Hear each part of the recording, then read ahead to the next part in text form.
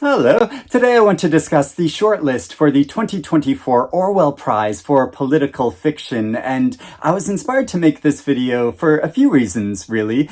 Firstly, George Orwell has been one of my favorite authors ever since I was a teenager. I've read most of his fiction. Last year I reread his novel 1984, which I found even more powerful and relevant than when I first read it many years ago. And it was also fascinating reading Sandra Newman's retelling of that story, Julia. Now, the Orwell Foundation created the Orwell Prizes to award work which comes closest to realizing George Orwell's ambition to make political writing into an art. And this is what he did in so much of his writing, not just his fiction, but also his nonfiction, his journalism and his essays. And they do have a number of different awards, but I'm just going to discuss the fiction prize because I primarily read fiction. Now, also, secondly, the past winners of this award have been, seriously, some of my favorite books from recent years. So here are some of the past winners of last year's winner of The New Life by Tom Crew, which was so powerful and beautifully written and really moving. And also Claire Keegan's Small Things Like These, and Ali Smith's novel Summer, actually that whole quartet of books, and The Nickel Boys by Colson Whitehead. So they have a really great hit rate of picking excellent books that are really politically engaged in what they're doing. And also the shortlist for this year's award, what I've read from it so far is excellent. So here are the 8 novels that have been shortlisted for this year's prize. The award kindly sent me copies of these books, and I've been steadily reading through them. I'd read some of them already, and so I've read 4 in total, and I'm reading a 5th at the moment, which I am absolutely loving. So I'm going to go through and discuss each of these books individually and give any of my thoughts about them. I would love to hear what you think about any of these books, what you think should win the award. The winner is going to be announced on June 27th, so a week from now. So hopefully I'll have read some more of these. And it'll be really exciting to see which book wins. First, there is a book which is one of the most powerful that I have read this year, My Friends by Hisham Matar. This novel is told from the point of view of Khalid, who is a man that was born in Libya, but he has spent most of his life living in the UK, and we follow him over the period of a couple of hours as he walks through London and ruminates and thinks about his past and his history and how he has ended up here. So he moved to the UK to study initially, and here he met a couple of other Libyans who have lived abroad and who have very different stories. And while he was here, he got involved in a protest outside the Libyan embassy in London, and there were very serious consequences to that, which he has been haunted by throughout most of his life, and how it traces his journey, his emotional and intellectual and political journey throughout his life, as well as his very strong connection to his friends and his family back in Libya, and the break in connection between his native country and where he's ended up, and the life that he's built for himself is so poignant and powerful and beautifully rendered. That the writing in this is absolutely gorgeous, and the story is so emotionally involving, and it taught me so many things about very recent history, which I wasn't aware of before, and political conflicts that led me to want to read a lot more about these situations, which I think that's always like a sign of really great fiction, that you want to go and read and learn more about what it's describing. Ordinary human Human Failings by Megan Nolan. This story is set on a London housing estate in the 1990s and follows a tabloid journalist as he's investigating the death of a young girl on this housing estate, and how another young girl is suspected of being involved in her death. And this girl comes from an Irish family, and he questions and interviews and interrogates a number of members of this family to try to get the gossip and the scoop about surrounding this death. But in doing so, he uncovers a lot of tragic circumstances and how this family came to be so emotionally broken, and their relationships to each other. And also the novel shows how a lot of newspapers and tabloid journalists were working in tandem with the police at this time in British history, and how this is like continued in the years going forward. And there's been a lot of scandals about this. So it's about this like much bigger issue, as well as the small tragedies that occur in this family and what led to this. And I found this novel so gripping to read. I literally couldn't put it down. And when I had to go to sleep, so yeah, I just stayed up late finishing reading it because I needed to know what was going to happen. And it is so thrilling and fascinating and moving and complex how this story ends up. And it's been nominated for multiple awards, as well as the Nero Book Awards, and it was longlisted for the Women's Prize for fiction. It should have made the shortlist, and it's such a great novel. Blackouts by Justin Torres. This novel was one of my favorites that I read last year. It follows very intimate conversations between a younger gay man and an older gay man in America, and how they ruminate about the past, their own personal histories, but also how there was a study of homosexuality which was conducted by a female scientist, and how her work was manipulated and changed because of the political circumstances of the time. And some of this text is reproduced in this book, and some of it is blacked out. So it's like what stories from the studies that she did remain from the homosexual subjects that she interviewed and learned about their lives. What about their stories remain, and what have been changed or manipulated over time? And how this looks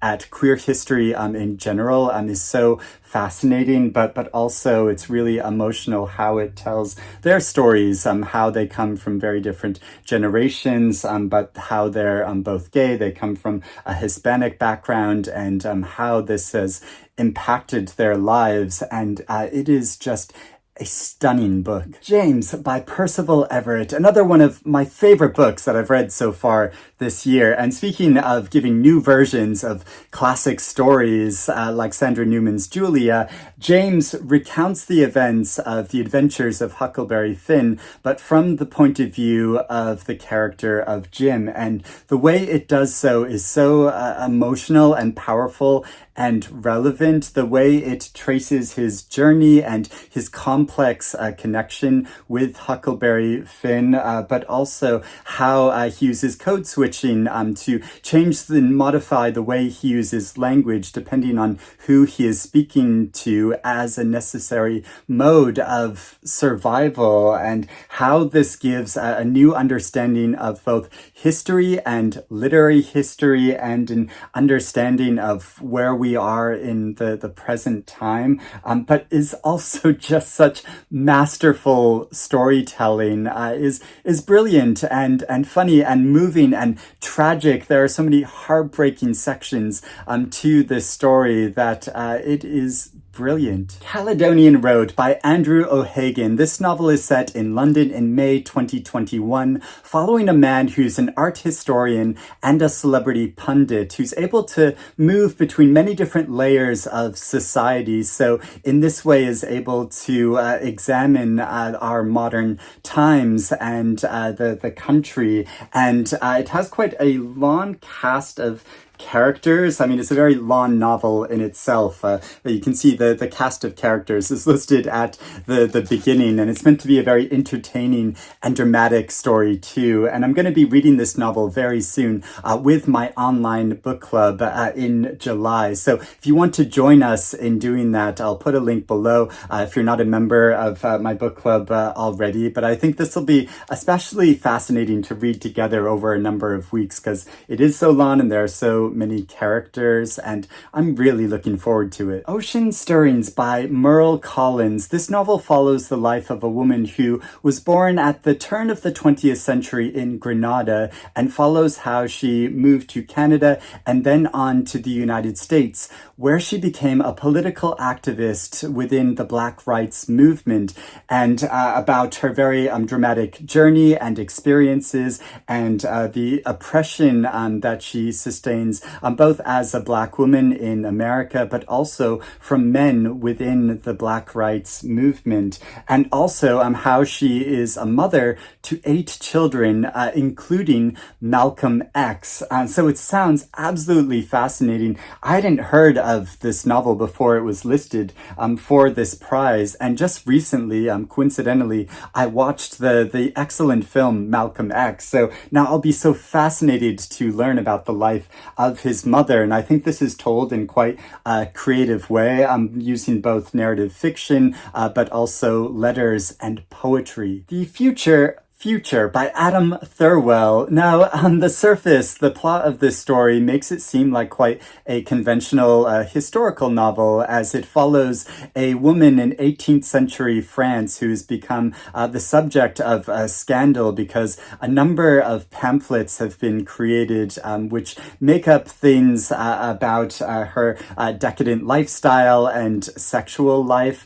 And so it follows how she and some of her friends try to combat this by befriending a number of writers who can create kind of like counter arguments to these pamphlets. But it uses sort of modern language within its dialogue, even though it has this historical setting, but also it isn't locked to this time period in the past. It shows her moving through different periods of history and into modern times and even into the future. At one point, she joins a journey to a colony in the moon in the very distant future. And so sounds very creative and wild, but is exploring different levels of power and politics through this very innovative story. And this is one of those books that I've seen mention of in the past, but which I haven't read yet, and now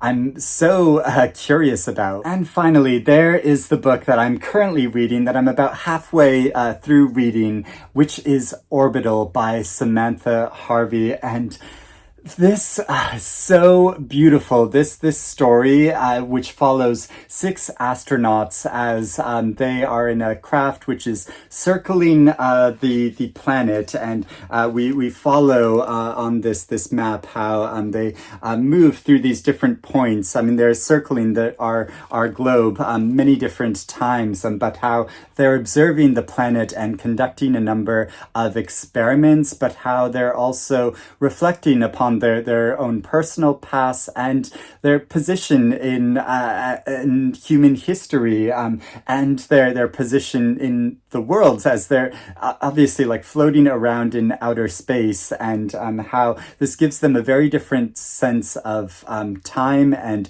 space, and a different relationship to our planet. So it's following a lot of environmental concerns and political concerns, and how these things have impacted and are continuing to impact our society, and how it gives us a lot of fear about the future. But their observations, like how she follows them and the language which she uses, is just So gorgeous. I'm just reveling in the prose of this story. I mean, it doesn't have, a thrilling plot by any means, but it's just following their lives in this very strange space and with their position to our planet in a way which is so profound that I'm just yeah, sinking into this story, and it's really my kind of storytelling. So I'm loving this book, and I can't wait to get back to reading it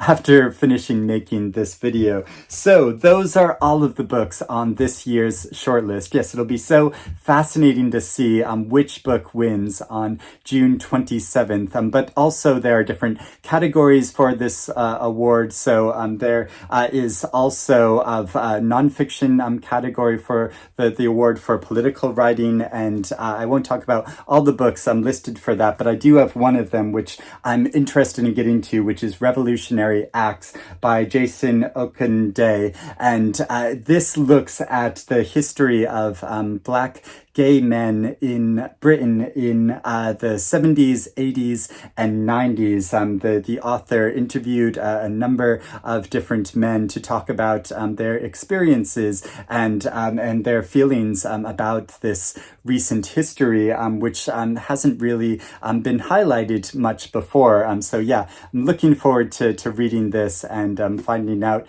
which books and authors win the different categories for this year's award. But let me know if you have read any of these books, what you think about them, and who you think should win, or if there are any other fiction that you've read recently that really engages with politics in a dynamic and artful way. I would love to hear about that as well. But I hope you're doing well and reading good things. I'll speak to you again soon. Bye-bye.